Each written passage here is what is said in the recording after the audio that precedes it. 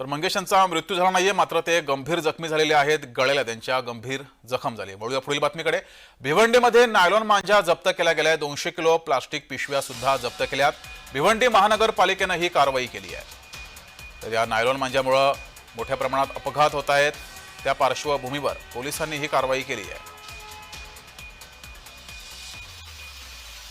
भिवंडीमध्ये ही कारवाई करण्यात आलेली आहे. भिवंडी महानगरपालिकेनं कारवाई केली आहे. भिवंडीत नायलॉन मांजा जप्त करण्यात आलाय. नाशिक अकोला इथे अपघात घडले. हा जो बंदी घातलेला नायलॉन मांजा हा देखील आमच्या पर्यावरण विभागाच्या पथकाने तत्काळ कारवाई केली. त्यांना टिप मिळाली होती, त्या हिशोबाने त्यांनी कारवाई केलेली आहे आणि हा नायलॉन मांजा पकडलेला आहे. त्याचप्रमाणे हे जे कप आहेत ह्याच्यामध्ये संपूर्ण मेणाचं आवरण असतं, ह्याला सुद्धा शासनाने बंदी घातलेली आहे. असे कप जे आहेत हे चहाच्या टपरीवर वापरले जातात. याच्यावर सुद्धा आम्ही धाडक कारवाई केली आणि पूर्ण बॉक्सच्या बॉक्स ते कप पकडलेले आहेत. बऱ्याच वेळा आपण नागरिकांना आवाहन केलेलं आहे की नायलॉन मांजा वापरू नका, त्यामुळे जीवाला धोका असतो. आज आपण बघितलं असेल की नाशिक महापालिका असो किंवा नागपूर महापालिका असो, तिथे अशा प्रकारची कारवाई झालेली आहे. तशा स्वरूपाची कारवाई भिवंडी महापालिकेने केलेली आहे.